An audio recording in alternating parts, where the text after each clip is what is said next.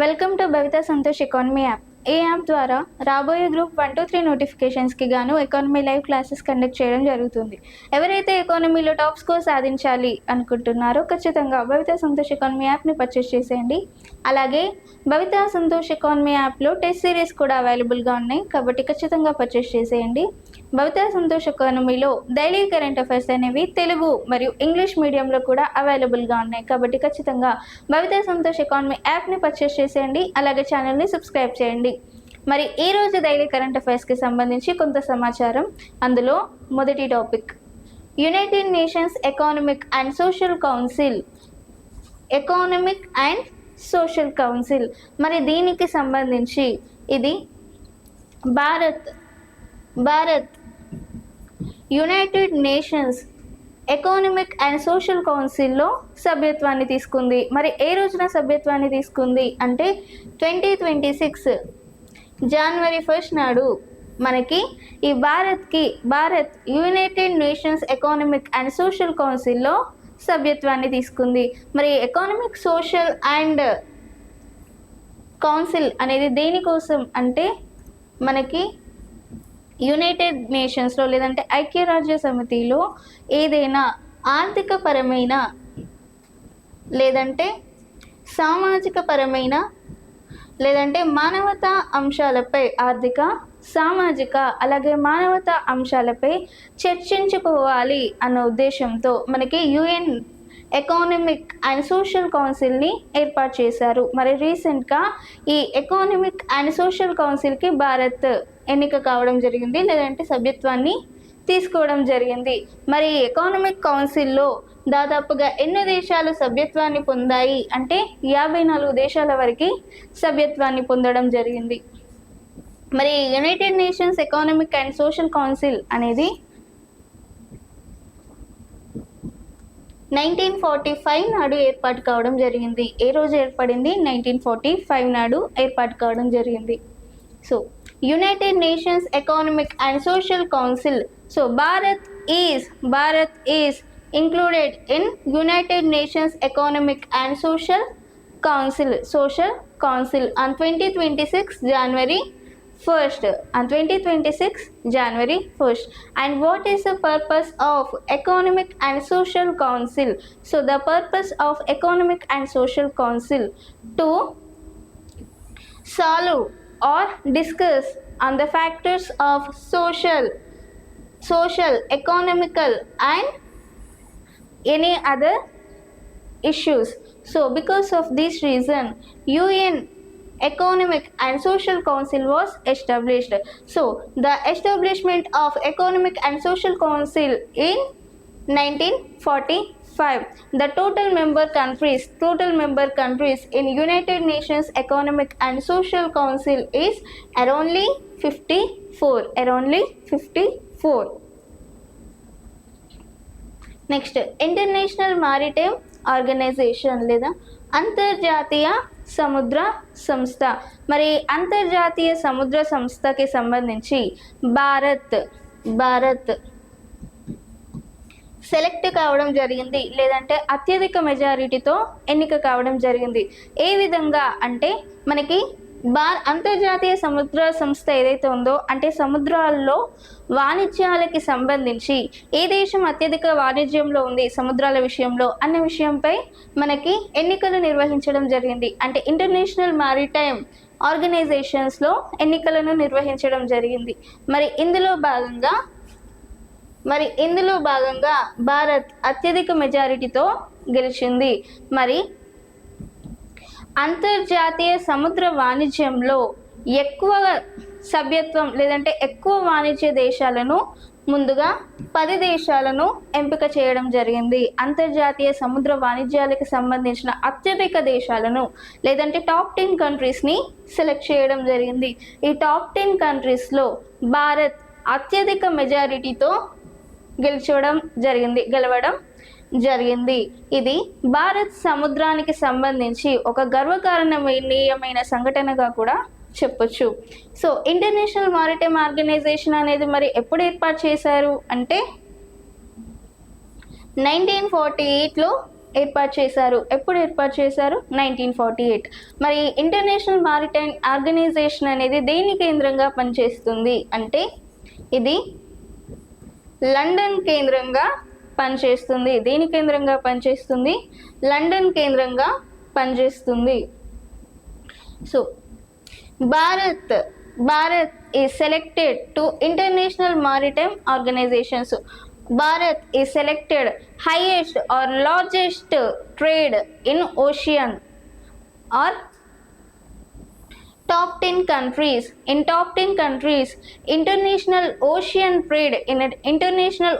trade out of 10 top 10 trade council or top 10 trade oceans, India is selected highest majority to international maritime organizations with the largest ocean trades. So and India or International Maritime Organization was established in 1948. The headquarters of International Maritime Organization is London. Next Kimberley process chairpersonship. మరి Kimberley process చైర్పర్సన్షిప్ని తీసుకుంది ఎవరు? భారత్ ఈ Kimberly process చైర్పర్సన్షిప్ని తీసుకోవడం జరిగింది. మరి ఇందులో భాగంగా ఏ రోజున తీసుకుంది అంటే 2026 జనవరి 1 నాడే. మొత్తం జనవరి 1కి సంబంధించిన సమాచారం. 2026 జనవరి 1 నాడు కింబర్లీ ప్రాసెస్ చైర్పర్సన్షిప్ని తీసుకుంది. మరి ఈ కింబర్లీ ప్రాసెస్ చైర్ అనేది ఎప్పుడు ఏర్పాటైంది అంటే మనకి 2003లో ఏర్పాటు చేయడం జరిగింది. ఎందుకోసం ఏర్పాటు చేశారు అంటే మనకి అక్రమ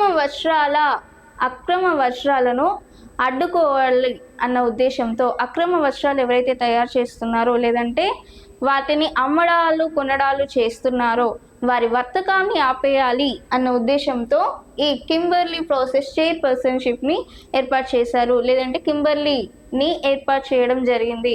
మరి దీనికి సంబంధించి information. So Kimberly process chairmanship was took by Bharat or India took chairpersonship of Kimberley process because the purpose of blocking diamond trade, purpose of blocking diamond trades or purpose of blocking illegal diamond trades. So the chairmanship is taken on 2026 January 1st, took on 2026 January 1st, and Kimberley process chairpersonship was established in 2003. And what is the main purpose of Kimberley process chairpersonship is to blocking diamonds or illegal diamonds trade. This is the main purpose of Kimberley process chairpersonship. Next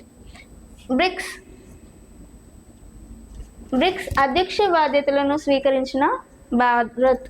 bricks యొక్క అధ్యక్ష బాధ్యతలను, మరి బ్రిక్స్కి అధ్యక్ష బాధ్యతలను ఒకప్పుడు ఎవరు స్వీకరించేవారు అంటే Brazil. బ్రిక్స్కి సంబంధించిన అధ్యక్ష బాధ్యతను ఎవరు స్వీకరించేవారు ఒకప్పుడు అంటే బ్రెజిల్ స్వీకరించేది. అంటే బ్రిక్స్కి సంబంధించిన ఏ దేశంలోగైనా కానీ సదస్సులు నిర్వహించినప్పుడు మనకి ఆతిథ్యం ఏ దేశం ఇస్తుంది అంటే మనకు బ్రెజిల్ అనేది ఇస్తుంది. మరి ఇప్పుడు ఈ నూతన సంవత్సరంలో అంటే 2026 జనవరి 1 నాడు బ్రెజిల్ అధికారికంగా ఈ బ్రిక్స్కి సంబంధించిన అధ్యక్షతన బాధ్యతలను భారత్కి అధికారికంగా ఇవ్వడం జరిగింది. మరి ఎప్పటి నుంచి ఎప్పటి వరకు అంటే జనవరి 1 నుంచి డిసెంబర్ 31 వరకు, జనవరి 1 నుంచి డిసెంబర్ 31 వరకు బ్రిక్స్కి సంబంధించిన అధ్యక్షతన బాధ్యతలు లేదంటే అధ్యక్ష బాధ్యతలు ఎవరు స్వీకరిస్తున్నారు? భారత్ స్వీకరిస్తున్నారు. మనకి జనవరి 1 నుంచి డిసెంబర్ 31. అంటే మనకు బ్రిక్స్కి సంబంధించిన సమావేశాలు సదస్సులు ఎక్కడ జరిగినా దానికి ఆతిథ్యం అనేది ఎవరు స్వీకరిస్తారు అంటే మనకి భారత్ అనేది స్వీకరిస్తుంది. సో మనకి భారత్లో లేదంటే బ్రిక్స్కి సంబంధించి బ్రిక్స్లో మనకి ఒకప్పుడు పార్ట్నర్షిప్ కంట్రీస్ ఏమేమి ఉన్నాయి అని చూసుకుంటే అంటే పార్ట్నర్షిప్ కంట్రీస్ ఏమేమి ఉన్నాయి బ్రిక్స్లో అని చూసుకుంటే అంటే 2025 డిసెంబర్ నాటికి మనకి పార్ట్నర్షిప్ కంట్రీస్ బ్రిక్స్లో ఏమేమి ఉన్నాయి అని చూసుకుంటే ముందుగా వియత్నాం, బెలారస్, బోల్నివియా, అలాగే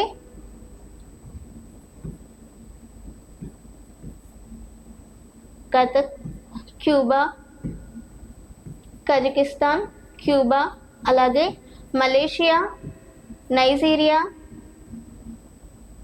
థాయిలాండ్, ఉజ్బెకిస్తాన్ మరియు ఉగండా ఇవన్నీ పార్ట్నర్షిప్ కంట్రీస్గా ఉన్నాయి. ఎప్పుడు 2025 డిసెంబర్ వరకు మనకి పార్ట్నర్షిప్గా Vietnam, Belarus, Bolivia, Kazakhstan, Cuba మరియు Malaysia, Nigeria, Thailand, Uganda, Uzbekistan లాంటి కంట్రీలు పార్ట్నర్షిప్ కంట్రీస్గా ఉన్నాయి. So India took over the BRICS chairmanship. So this president or this chairmanship is given by or officially given by Brazil country on 2026 January 1st. So this chairmanship is to 2026 January 1st to December 31st.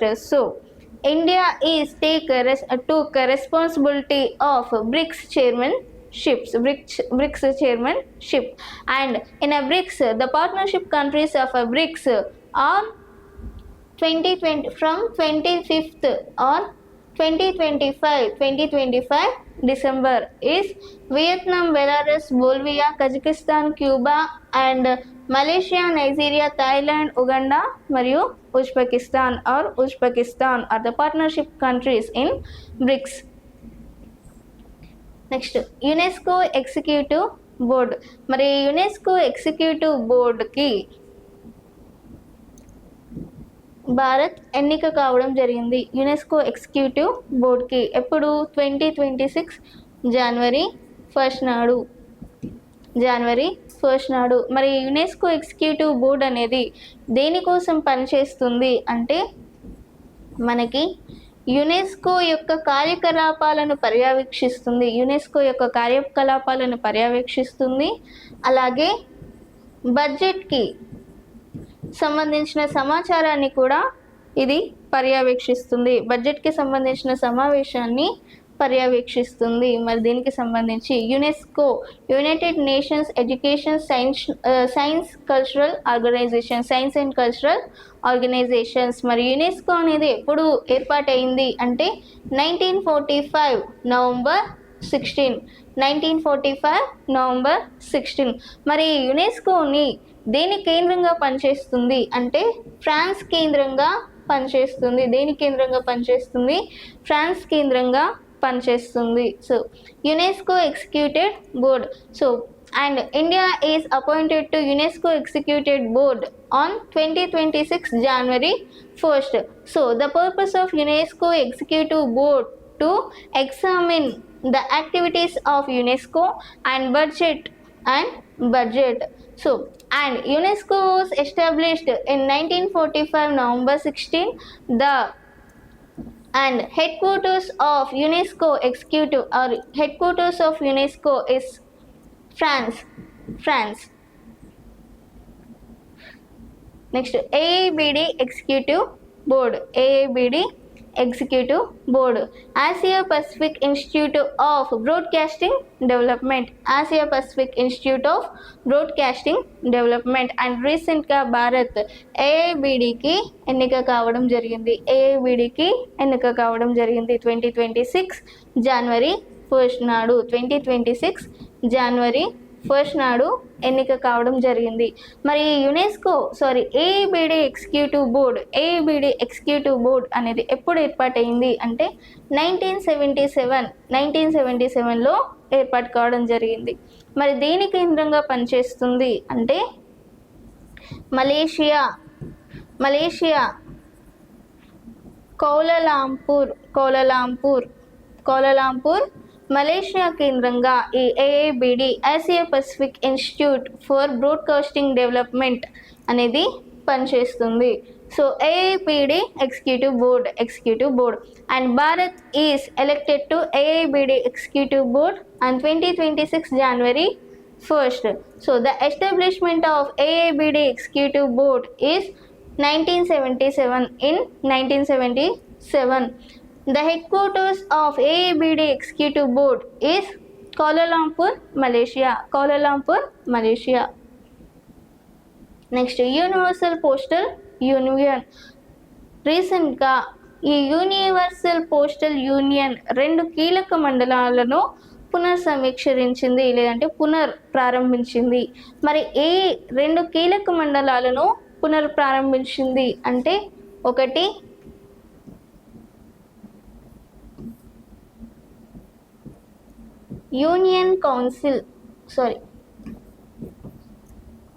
Council of administration. 2 postal operation council. ఈ 2 కమిటీలను పునర్ప్రారంభించింది. So universal postal union is recently restarted 2